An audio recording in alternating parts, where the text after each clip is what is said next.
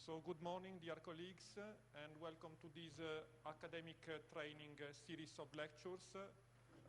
The first lecture will be given by Mr. Bill Conway from the company ECOM, who will also ensure the two following lectures. Bill is an architect.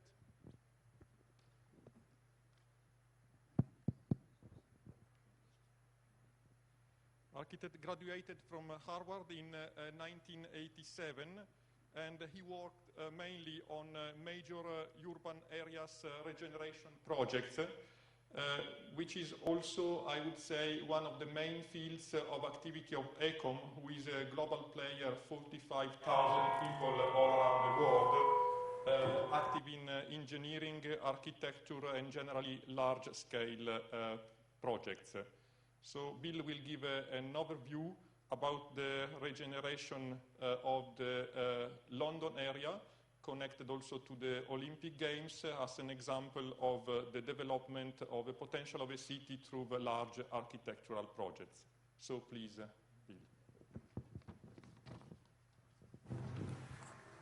Bill. Thank you very much for coming today. I know that you guys are all very busy, so I'd like to tell you a little story around what we're doing in London. Yesterday, over the last 4 days, has been a major celebration for the Queen.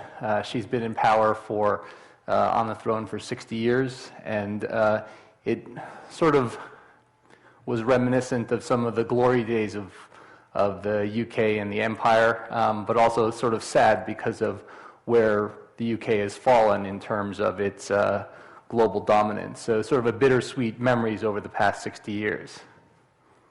But London needs to maintain its global competitiveness, and they don't see themselves as competing with necessarily other areas in the UK. It is the financial driver of the country.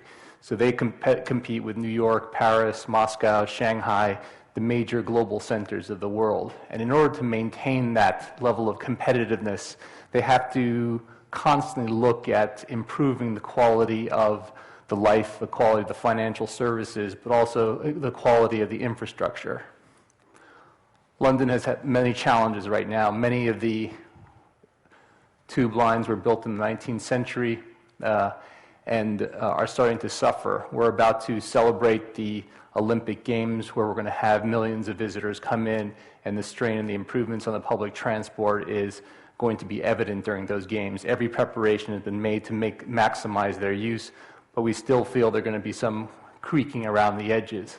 But one of my colleagues, Joe Lawton, will be speaking about the quality of improvement and the investment in terms of Crossrail. And you can think about the complexities of trying to put a diagonal tunnel across London, connecting beneath lower ground underground tubes, high ground underground tubes, infrastructure, and all the complexities of that. And he has some fantastic models of how that's going to work.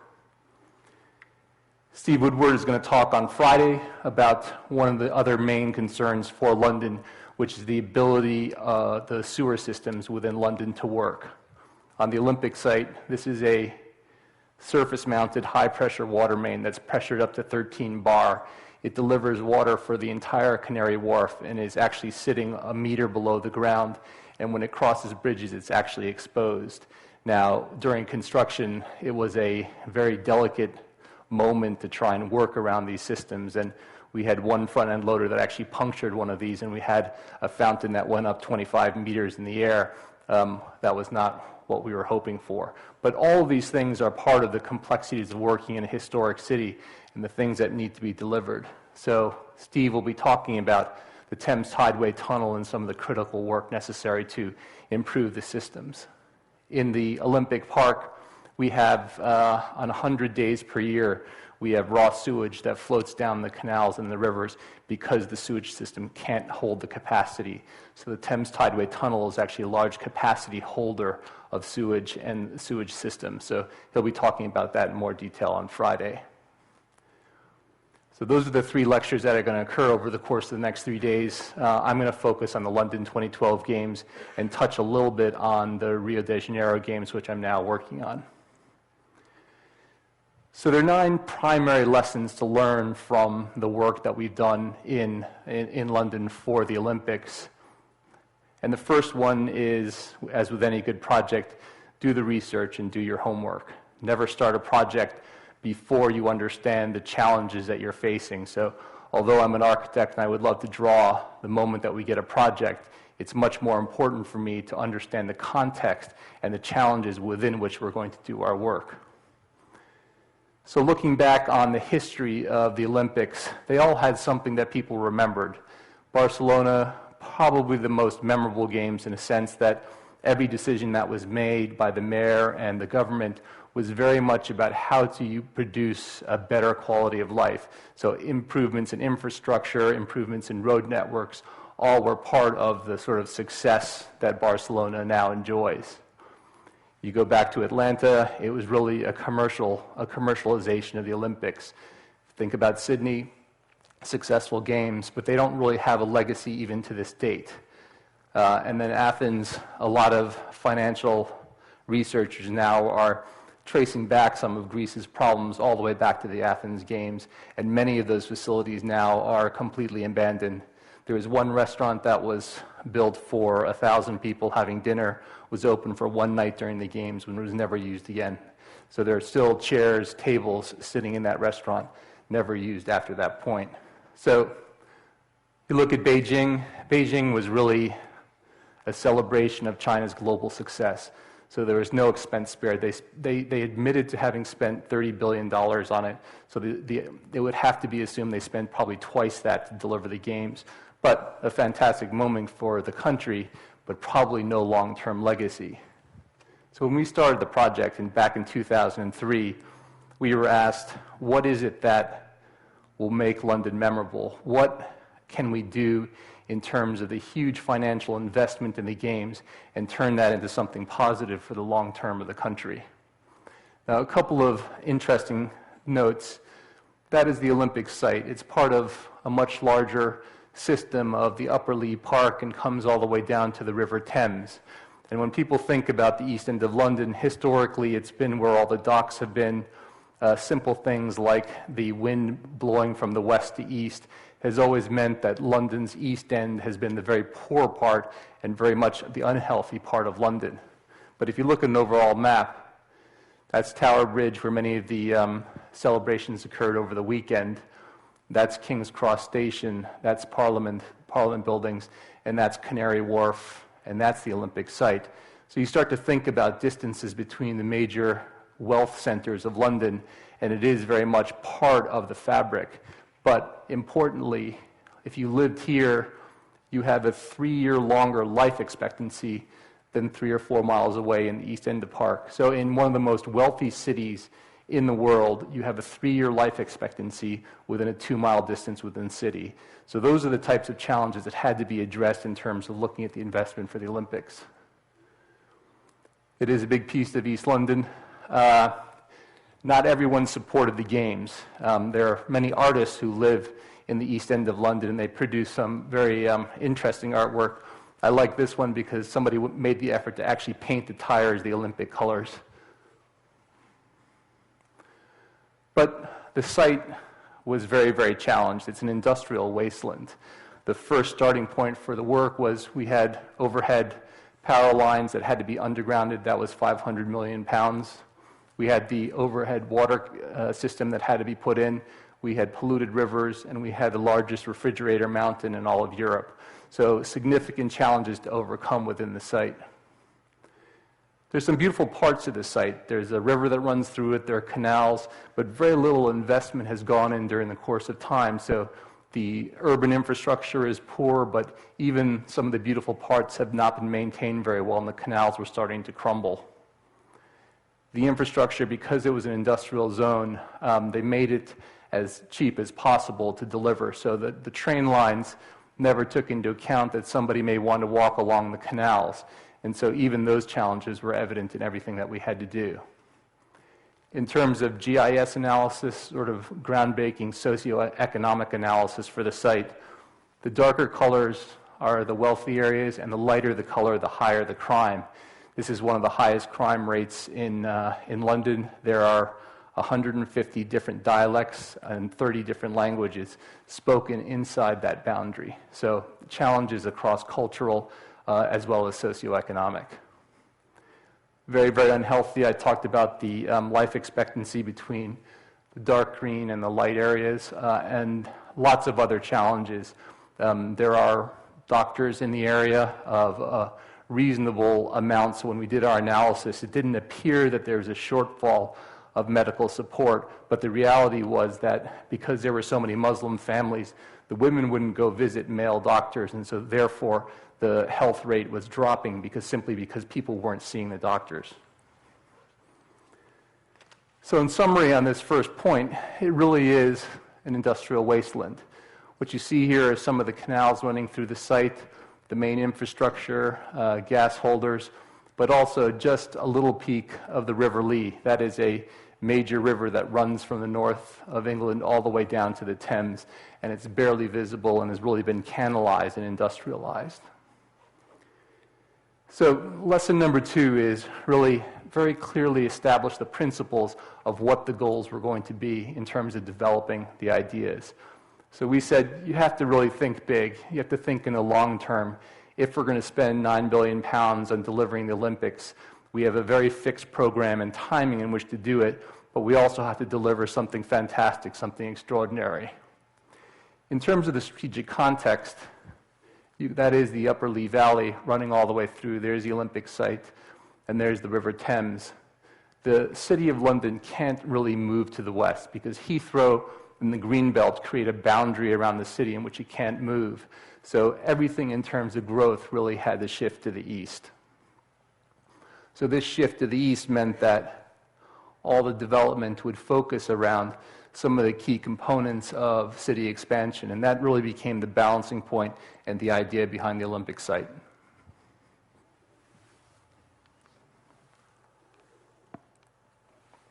So we really did set out to try and achieve the extraordinary. That had to be the goal. We worked in local communities that had spent a lot of time in community consultations because people and politicians over the year had always promised change and recovery for the East End of London, and we weren't going to be victim of meeting with the local community, committing to them and not delivering. So for us, it was very much about delivery. So in July 2005, London was awarded the Games. We let the whole office come down here in Trafalgar Square, enjoy the moment. It was a great sort of fleeting moment of success, and it was interesting because if London won the game and beat Madrid and Paris, then the politicians were going to go on television and accept all the accolades.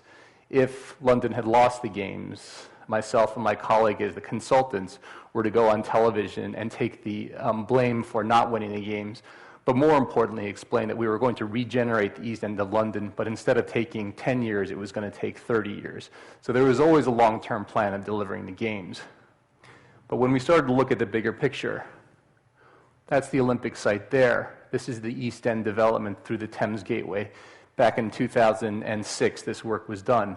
But the idea that the London Olympic site was only one small part of a much bigger story was important because a huge amount of investment in terms of infrastructure couldn't just be for the games. It had to be for the long-term future and success and health.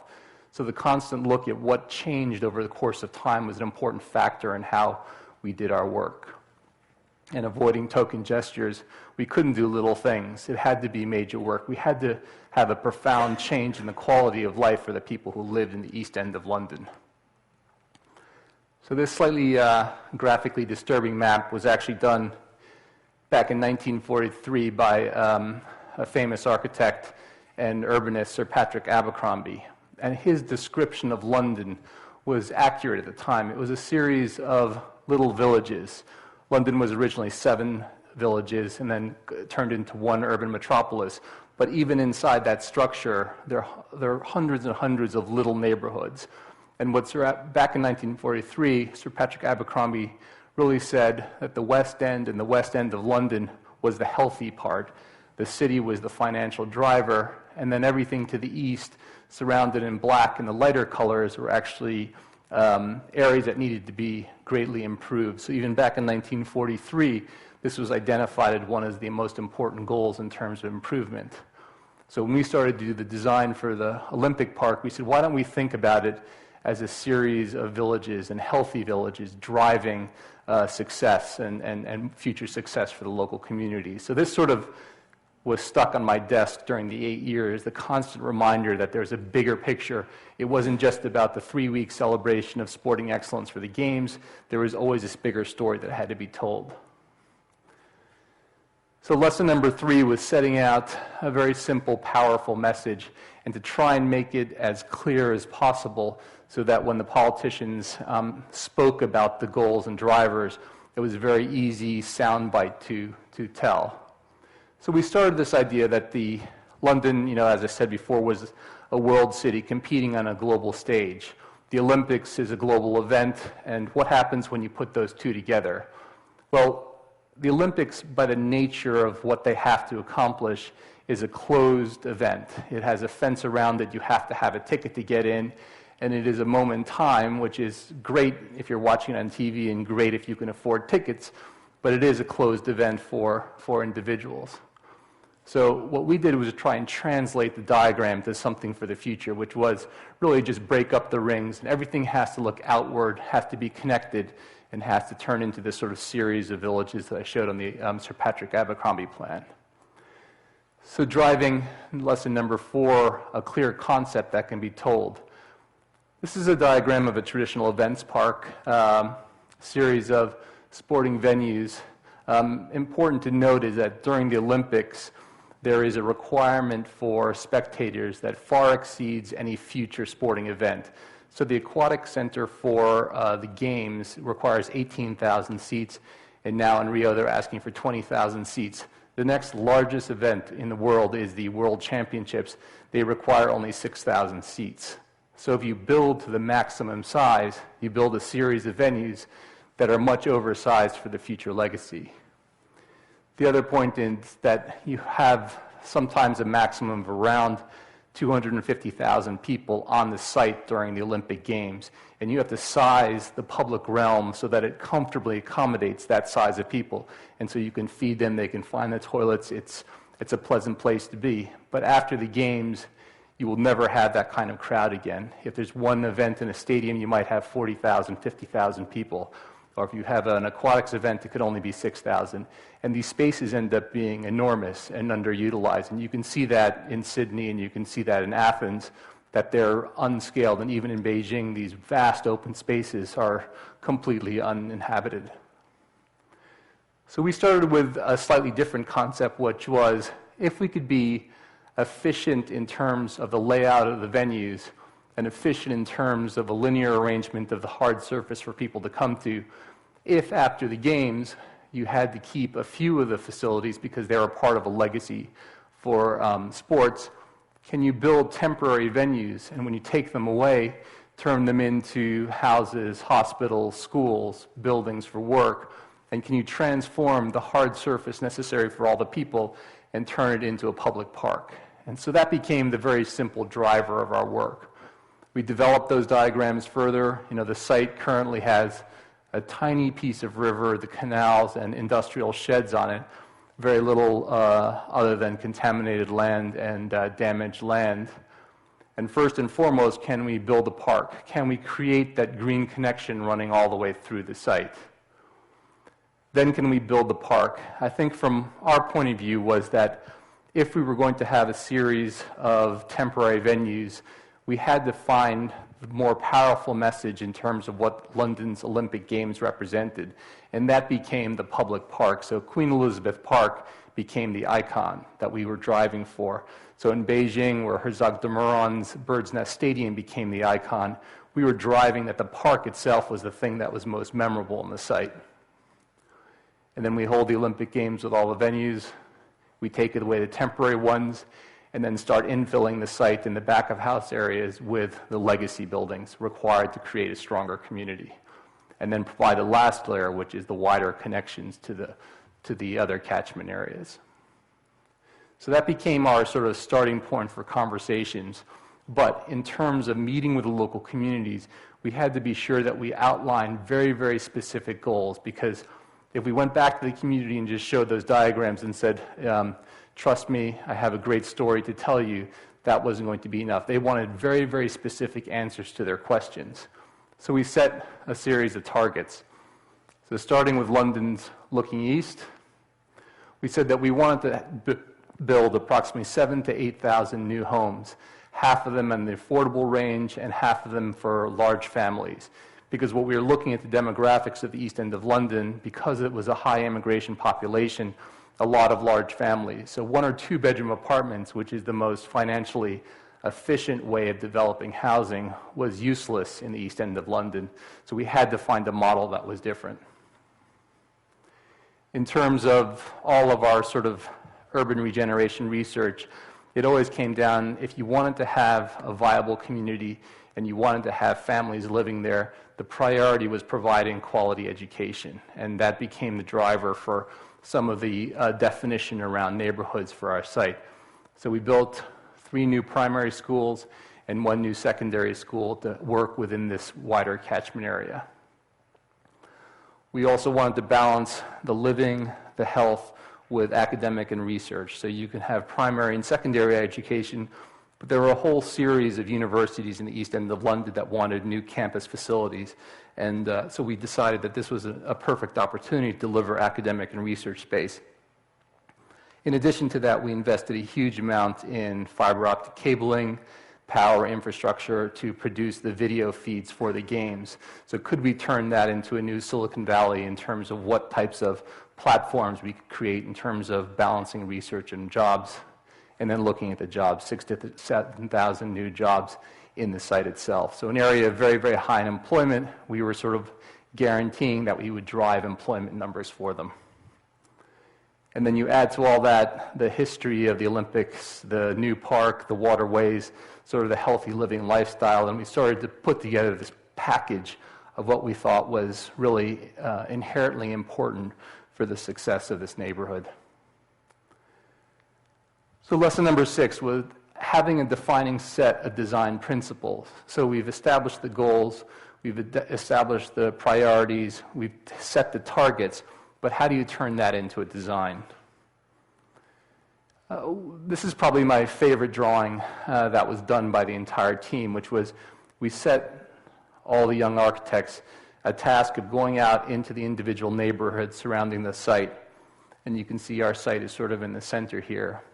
Each neighborhood had a very strong personality and character, and we asked the young architects to go out and start taking photographs of whatever they thought was most important in representing the type of place they were, start to look at key words that define the types of personality and characteristics, and just sort of create a mind map in terms of, rather than thinking about urban regeneration as a series of buildings and streets and parks, actually think about it in terms of personality and character, and how does that influence the changing nature of the design. So we started to look at, never look at the red line boundary of our site, but actually look at the communities in which the Olympics is going to serve in the long term. So when we built a new school, it wasn't for the new dwellers of the Olympic Park area, but it was for the wider catchment area. And it was always looking at breaking down the barriers of saying, this is the Olympics and this is the rest of the East End. It had to be something that worked together. Maximizing the Olympic investment. The Olympic Games are a fantastic celebration of sporting excellence. 3 weeks for the Games, another 3 weeks for the Paralympic Games. And that is an important part of establishing the drive for a healthy community and healthy society. But also, what do you do with these facilities after the Games? The temporary ones we take away and take down and recycle. The permanent ones have to be accessible by the local communities as well as supporting elite sportsmen. In terms of the historic nature of the site, there were very few connections. What we wanted to ensure was that this part of London was like any other part of London, a very comfortable pattern and movement of streets, squares, parks, and buildings, a nice texture that reflected the history of London. So we looked very much at the street patterning in other areas of of London and made sure that that patterning influenced what we were doing within the site. It does not mean that we were relying on roads and cars to provide that connection, but the patterning, public walkways, cycleways was all part of this sort of texture that we were trying to create. And finally, the park as the sort of the icon of the site and really promoting this concept of healthy living. Lesson number 7 was be consistent but be flexible. We were designing from 2003 to 2012, but the legacy was the following 20 years after that. And no matter how arrogant architects are, you can't predict the future. In that sort of space of time, we had designed in one economic downturn, but we had never been able to predict the downturn in 2008 and 2009 and the complete financial impact of that work. So a very different proposition, but one that we had to retain flexibility on. So just reflecting back from the first planning application that we had to produce, when we started the job in 2003, we were about 18 months behind Paris's bid, and we were told that one of the criticisms of London was London's inability to deliver planning permissions for major projects. And we had to have it done by 2005. So when they came to us and said, can you get a planning application approval by the time we go to Singapore for the award in 2005, we said that probably takes 3 years, and they said you have 15 months. And so we were able to accomplish that. And the basic principles that are enshrined in that original plan, which was always about looking at the Olympics and then looking at the legacy, are still there. We had more venues in the original Olympic Park, but that central zone still is there. The idea of opening up the river and making it a natural waterway again, introducing floodplains and a natural riverine ecology is there. And some of the major elements like the stadium, the aquatics facility, are still in their existing places. After we won the game, we actually had to put in a second application, which was all about how do you actually deliver the park and what are the major changes that needed to occur. So this started to reflect much more closely the final version of the Olympic Park. The stadium and the aquatic center haven't moved, but we've introduced some temporary venues, and then the legacy form started to become more and more accurate. At this point in 2007, we were very committed to making sure that the investment in the games translated into an investment for the legacy. So for every pound that was spent in the Olympics, 75p actually went to the legacy. So where a road was built for the games, that road exists in the legacy. It was in a legacy position. Where the major infrastructure was put in, that's the infrastructure was sized for the legacy component. So very much constantly looking at the outcome rather than just the games.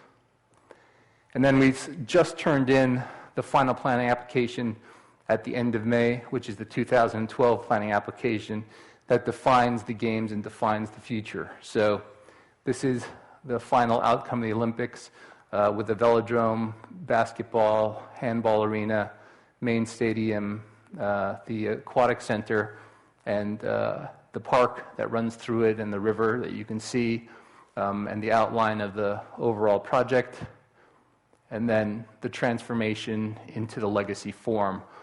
Much finer grain of residential buildings, much finer grain of terraced housing.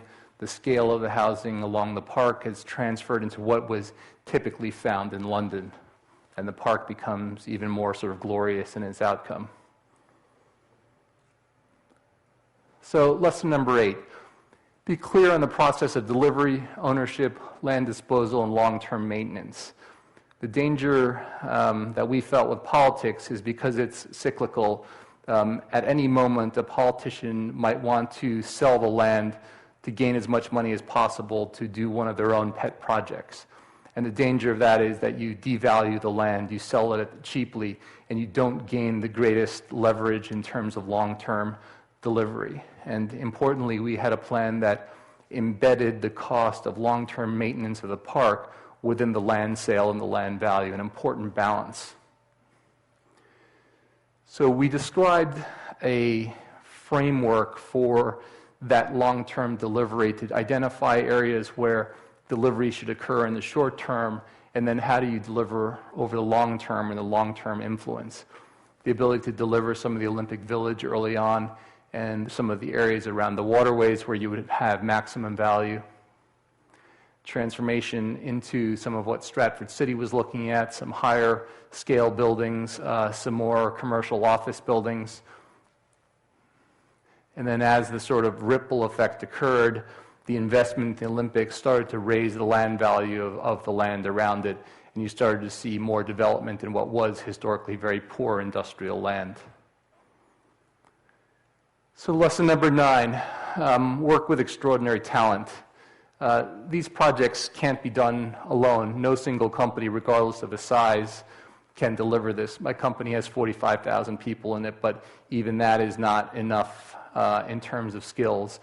So, in the timeline from 2003 to what we delivered in 2012, we had a huge number of high-quality, talented architects, engineers, and economists all working together to make sure that the plan was delivered. And I think that is one of the most important points around these large-scale regeneration master plans, is that it's not necessarily a single person that can define what is the appropriate future. It's very much about how you work together to look at all the different aspects and make sure that the plan has depth, not just width.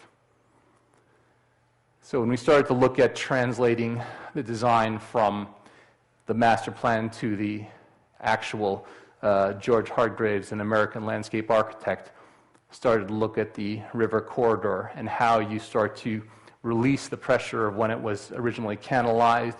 You start to introduce floodplains back into its natural habitat. You start carving up the ground to increase the ability to absorb water and to craft it into a very beautiful space. I was just down there a couple of weeks ago, and it really is absolutely fantastic.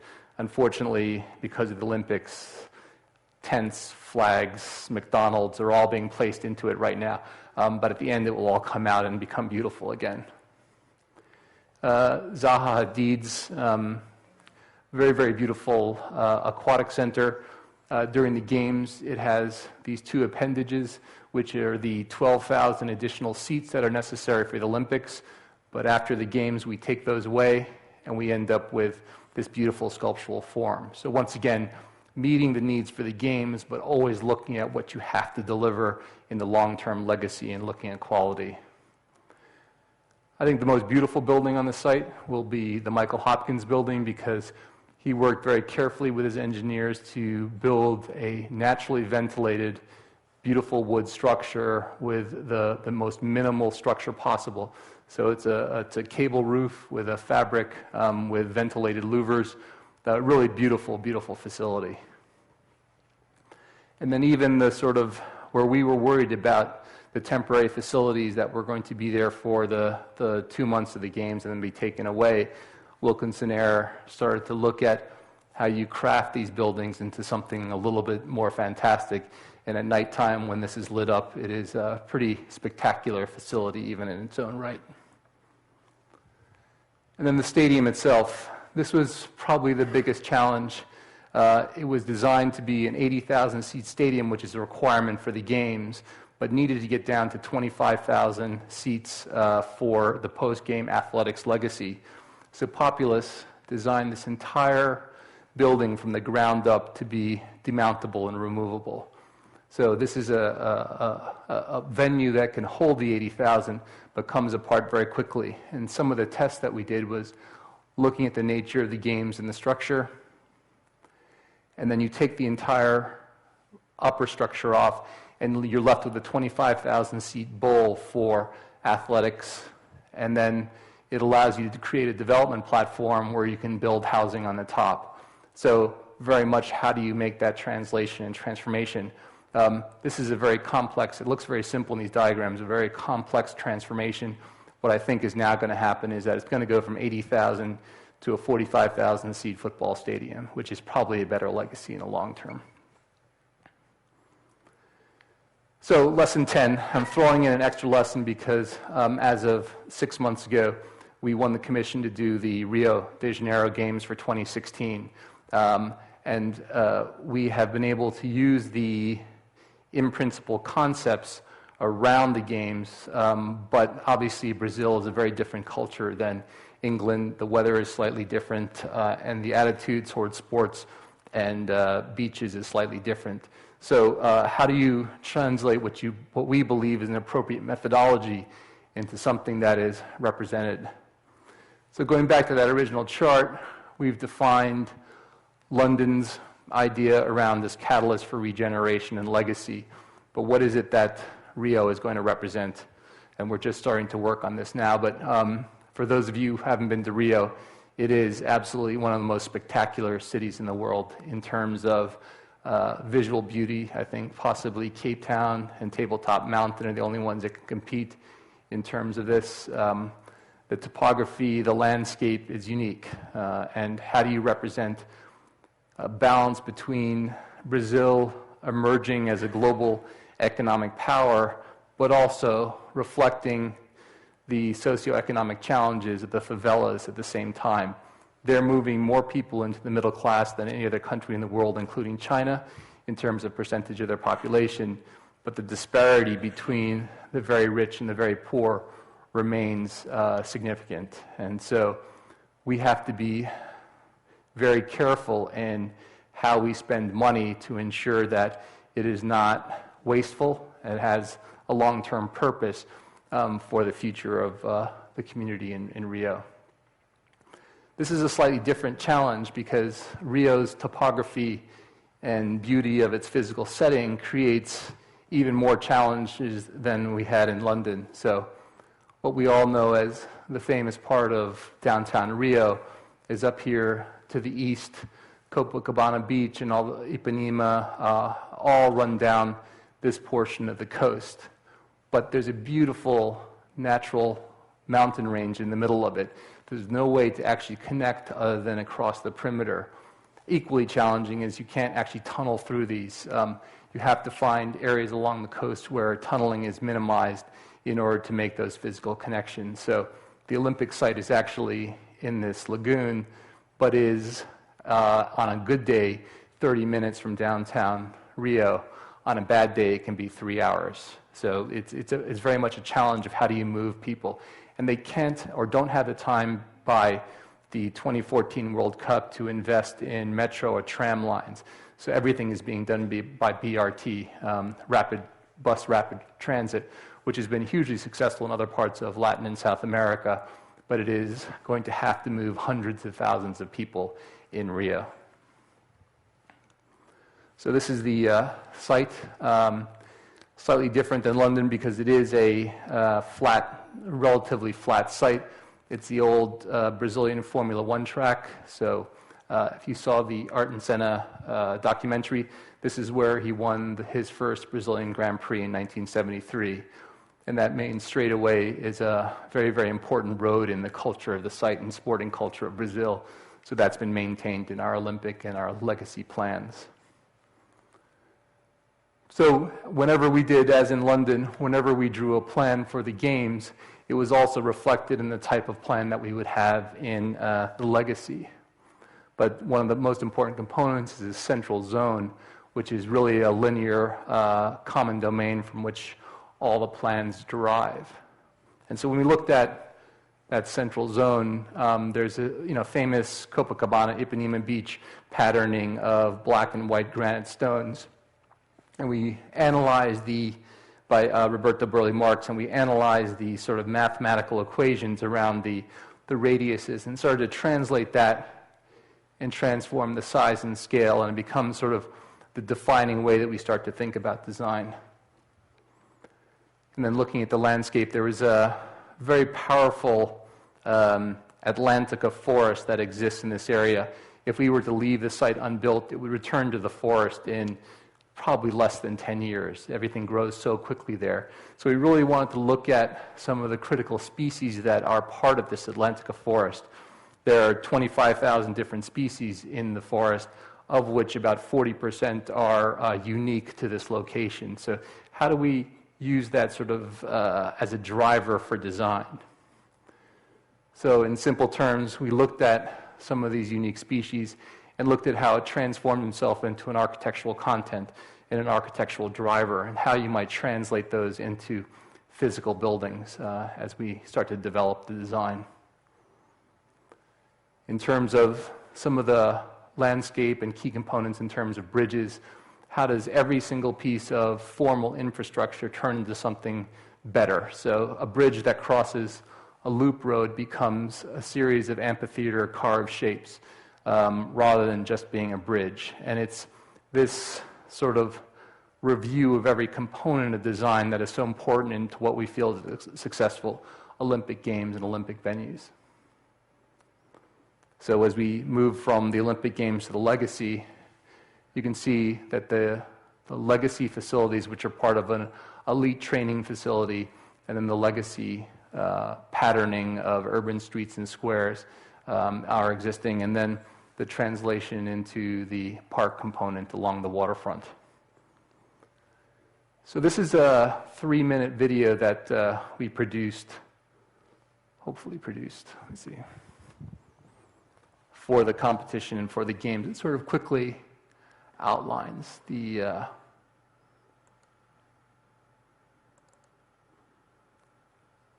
maybe not.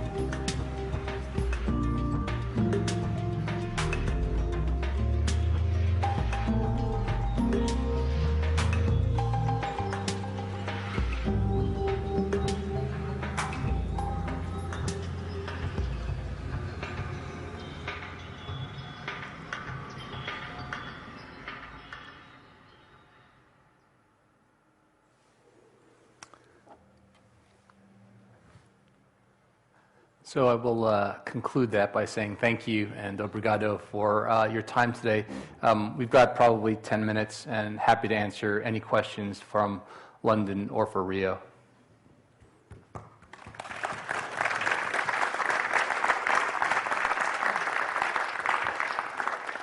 Thank you, Bill, for this very nice overview and very complete assessment also of the implications, including social, on the long term of these large urbanistic projects.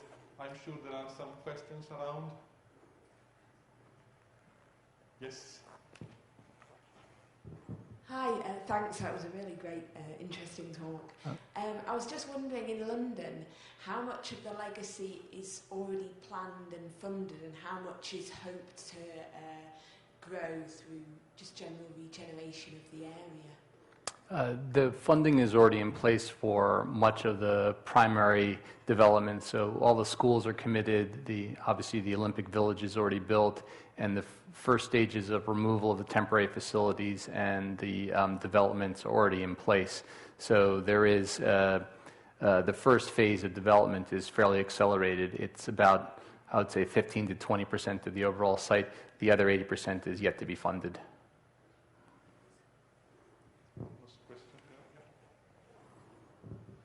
Yes, thank you as well for that interesting views. But with big projects, probably you know better than all of us, sometimes you have to make or to set priorities. How did you set such priorities in case maybe one or two projects or parts of the projects would not be funded or are a bit back in time? That's a very good question. Unfortunately, we actually dealt with that during the middle of the project because most of the big facilities were intended to be delivered in a public-private partnership, and the deals were done in around 2008 with the private funders, and at that point, the private sector could not get access to the funds. So even though they had commitments from the bank 3 weeks beforehand, the moment the crash occurred, all the funding was withdrawn from the table. And we were left with a majority of the projects being entirely funded by the public sector, which is a difficult position to be in. And the danger there was what I mentioned before, is that if a politician wants to recover very quickly, they can sell off the land for as cheaply as possible. And the danger there was that we would be unable to control the development. So what happened in this last 2012 planning application was much more explicit requirements for the developments that came forward. So a private developer couldn't buy the land and instead of building affordable homes, end up building skyscrapers for the wealthy. So we had a great deal of control over that from the planning application. In terms of setting priorities, it was always to do with the amount of money we had in the budget versus the time and the cost. Our huge advantage in London was because of the crash occurred, all the contractors started to bid much lower prices than were estimated in 2007. No one talks about this, but our ability to stay within the budget was entirely based around the financial collapse of the European economy. And what we also, not only was the prices better, but the quality of construction went up because all of a sudden we weren't fighting for labor. We actually ended up having the best teams in the country working on the Olympic project.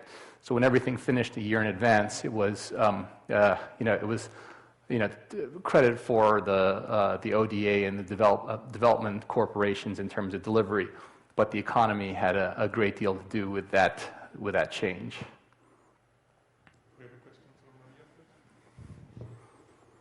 Thank you very much for the talk, indeed. I have two questions. The first one is, it's very wise that you take lesson from Sydney and Athens and take care of reducing the size of the installations for later use in a non-Olympic context. But when you remove, everything you remove and recycle has also a cost not only in doing the recycle, but also in the bad effects it has for the environment the very fact that something, you know, has to be eliminated. So that is question number one. And question number two is in this beautiful place in Rio where you mentioned all these unique species that you are getting inspired from to make buildings that look like this. I understand that in architecture you have to make a living, so you need to destroy the environment to put some beton in place. But when you have the people who will say that you are doing an ecological destruction there, do you have also all the answers ready to them? Those are very good questions. I think in London, things like the basketball facility, which are temporary, we are negotiating moving them to use in Rio. So they're not thrown away. They are dismantled and reconstructed. If they don't go to Rio, there's the Commonwealth Games in Glasgow up in Scotland who want to reuse facilities. So every temporary facility we built has a future legacy use. They won't be destroyed. The temporary hard surface materials that we're using to cover the landscape because of the amount of people, that's all from recycled materials, and that will be reused after that. All the tiling and all the surface paving we're giving away to schools and to community centers. So there's an approach to every single piece that we're using as a temporary material into a legacy use. Now, it's not perfect, but I would say that if we get 60 to 70% of that reused, that would be a huge success from my point. In terms of the Rio site, the context is slightly different in that right now the whole site is a Formula One racetrack. So it was also entirely landfill, man-made land, in order to build the racetrack on it. So it doesn't have the same natural quality. It is a man-made entity. But you're right. You know, we are still going to be building on it. We're still going to be building a legacy on it. But what we're trying to do is, in the very, very delicate areas around the lagoon and in parts of the site, we're trying to reestablish the history of the Atlantica forest. And most importantly, the live site, which I didn't touch on, we're going to let regrow into a forest, and it's about 3 or 4 hectares of land in that circle. And we want to then use it as a part of an education system to show people about the beauty of Rio in its natural form. So although this will be a development site, there will be parts that are part of the education to help people understand why it's so important to preserve the environment. Just a question on the legacy picture you showed for Rio. There seem to be very distinct areas of where people work and where people live. So it sounded like there's sort of like office space or workplace. Doesn't this sort of create a dead space in the evenings when people stop working and go to the living space? Wouldn't it be an option to just mix everything so you don't have empty streets in certain parts? That's a very good question. It's the competition that we won for this was an international competition, open competition, the first one Brazil's ever held, and they only allowed us to do 5 boards, A1 boards, and that 3-minute video.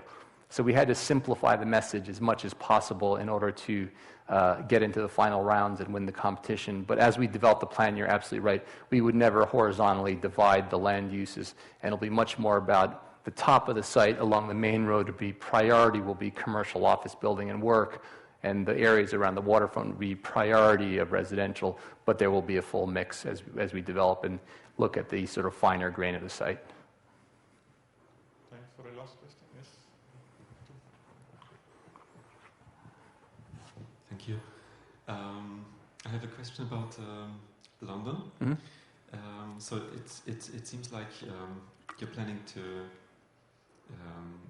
transform a quite large area of London into. So you're developing kind of a new part of a city almost from scratch.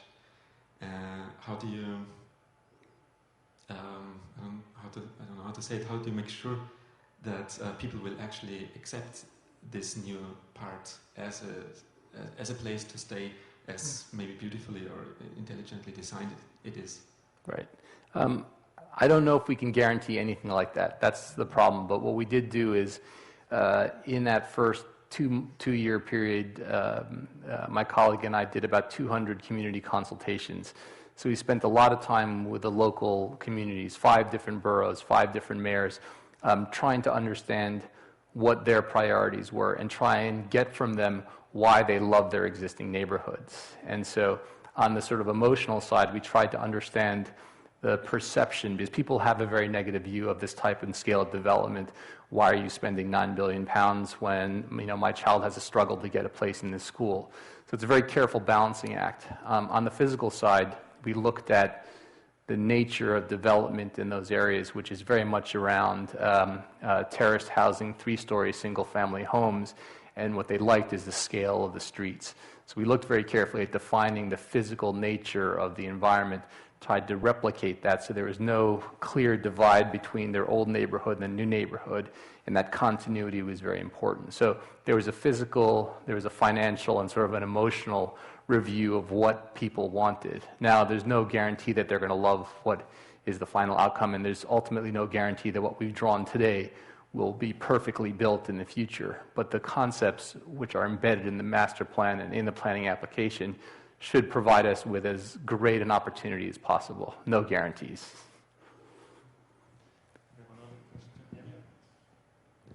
You are expecting hundreds of thousands of visitors, and on the map that you've shown, I haven't seen any subway lines crossing this area. In means of transport, how do you plan to connect this Olympic site with the downtown of London? London or Rio? London? Okay, good. London's investment, I'll have to go back.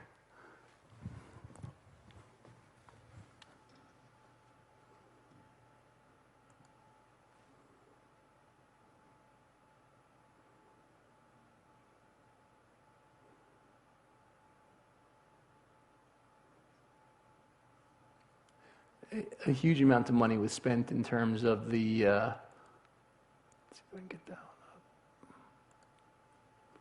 up. A huge amount of money was spent in terms of the public transport investment.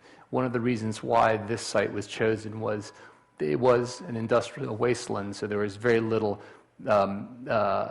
businesses that had to be moved, and there were very few residential properties that had to be moved in order to put together 300 hectares of land. But more importantly were the number of public transport nodes that came into this site. So Stratford Station has 2 major London lines that converge in that location. So the Central Line and the Jubilee Line both come to Stratford Station. The DLR, which is the overground tram system, comes into the southern part of the site and into the northern part of the site where the extension's been built. And then most importantly, this is the Channel Tunnel rail link that goes from Brussels to Paris. So this station is 7 minutes to King's Cross Station. And so the connectivity of this site was one of the reasons we selected it. And the amount of money that was put into improving all of that should make this the most connected site in all of London.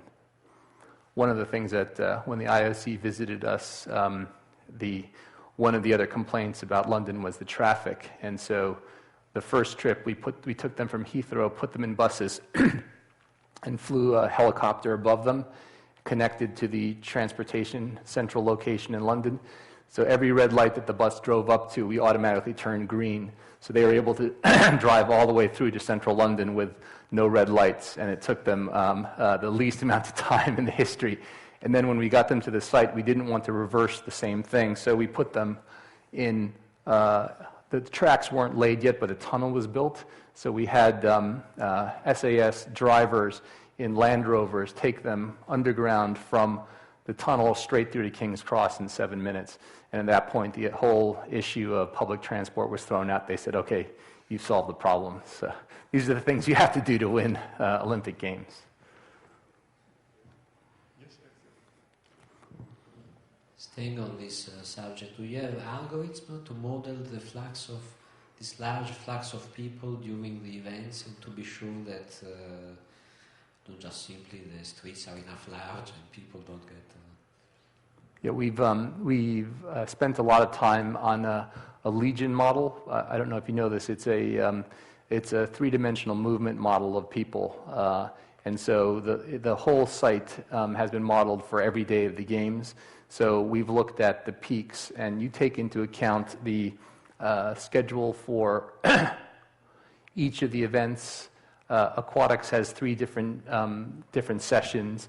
Basketball has 2 sessions, handball, and the stadium, and you model that all so that you can look at the areas on the site where there is the most constraints. So we did all the modeling, and any time there was a pinch point, we either increased the size of the bridges or looked at the area where people congregate and built more hard standing. So we were able to massage the design of the site as we gained more and more knowledge about the people movement.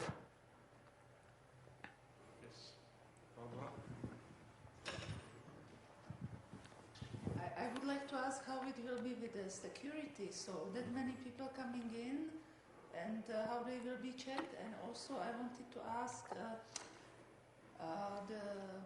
the cycling area, is the one there, or it's...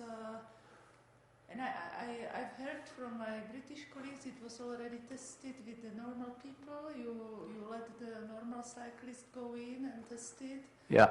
And the tennis will be held in Wimbledon, or? Tennis is being held at Wimbledon, and archery is being held in Lord's Cricket Stadium, and beach volleyball is being held behind Buckingham Palace. So they're different, although this is the majority of the park, and 200,000 people will visit that at the peak day. There are venues spread all over London to really celebrate the city. So equestrian is being held at the Naval Academy, one of the most beautiful Christopher Wren buildings in Greenwich. So the settings for London will be pretty beautiful, I would suspect. Oh, the security, yeah, I mean, I think London and the UK are a target for terrorist threats, no question about that. So £1 billion has been now spent on security, which is slightly depressing on one side of it, but absolutely necessary to ensure that the games are held successfully. It is very, very tight security running around the perimeter of the site.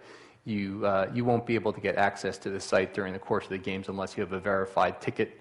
My 17-year-old son is going to sell T-shirts at the Olympic Games, and he's had to do a full security check where they called all his teachers and to find out whether he was, legitimate. So security has been paramount. They've done things like put anti-aircraft missiles on the top of some of the buildings around the park. I mean, it has become an entire, almost a war zone in terms of preparation, which is depressing on one side but necessary on the other. But there's no guarantee that something won't happen, and that's a problem because, as I said, there are events happening all over London. The road race happens on the streets. The marathon happens on the streets. It's very hard to protect everything, and that's, I think, what the security services are most concerned about. I propose if there are additional questions that you ask personally to Bill, and I profit, Bill, to thank you again for this very exciting talk. Okay, thank you.